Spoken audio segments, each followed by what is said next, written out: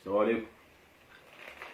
ده كيس سكر من السوبر ماركت سعره 22 جنيه، وده كيس سكر من معرض اهلا رمضان سعره 16 جنيه.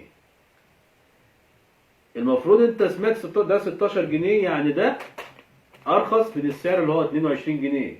انا اقول لك لا، كيس السكر اللي ب 22 جنيه ده ارخص من كيس السكر اللي ب 16 جنيه ده. تمام؟ هنوزن دلوقتي كيس السكر اللي ب 22 جنيه ده، هيطلع معانا كيلو بالظبط. هنقرب على الميزان كده، جاي معايا كيلو بالظبط، يعني هنحسبها بالجرام. ده 22 جنيه سعر ال 1000 جرام، يعني سعر الجرام الواحد هنقسم دلوقتي 22 جنيه على 1000 جرام، يعني سعر الجرام الواحد 0.022. تمام؟ طيب هنوزن بقى كيس السكر ده. هيطلع كيس السكر دوت وزنه زي ما انتم شايفين هنا اهو بالظبط 650 جرام، سعره 16 جنيه. تمام؟ هنقسم بقى دلوقتي ال 16 جنيه على ال 650 جرام، يعني هنا سعر الجرام الواحد 1 جرام بيساوي 0.0246. يعني لو هنضرب ال 0.0246، لو هنحسب ده بالكيلو هيطلع سعر الكيلو، هنضرب ال 0.0246 دوت هنضربها في 1000 جرام، يعني سعر الكيلو من السكر ده 24 جنيه و60 قرش زي ما ظهر قدامكم على الآلة الحاسبة. يعني كيس السكر ده أغلى من كيس السكر ده.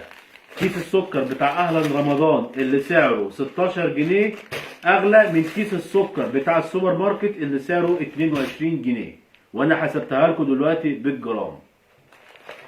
رسالة لجميع التجار، عشان انتوا الفيديو اللي فات دخلتوا لي في الفيديو وقعدتوا تقولوا انا اخوان، انا ارهابي، انا ضد البلد. سكتكم ان اللي يتكلم عن الاسعار بتطلعوه اخواني وارهابي وضد البلد. لا، انتوا لسه ما عرفتونيش. مش معنى ان الاسعار تغلى يبقى بالفجر اللي انتوا فيه ده، اسمه فجر. الرسول عليه الصلاة والسلام قال يبعث التجار يوم القيامة فجارا، وقال في السوق، وقف في السوق في مرة وقال يا معشر التجار فانتبهوا له إن أكثر التجار يبعثون يوم القيامة فجارا.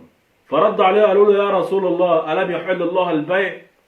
قال رسول الله صلى الله عليه وسلم بلى، بل ولكنهم يحلفون فيأثمون ويحدثون فيكذبون.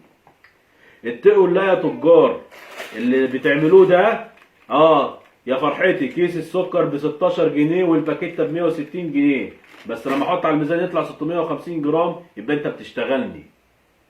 لما اتكلم معاكم عن الاسعار وغلاء الاسعار بتاعتكم والفجر اللي انتوا فيه، مش معنى كده ان انا ارهابي او ضد البلد، لا، انا بكشف حقيقه.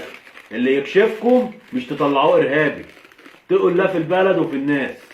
المكان في أهلا رمضان متوفر لكم مجانا، ما بتدفعش لا ايجار ولا كهرباء، متوفر لك مجانا عشان توفق سلعه بسعر رخيص. لكن تشتغل الناس يبقى انت مش من حقك تقف في المكان اللي متوفر لك مجانا.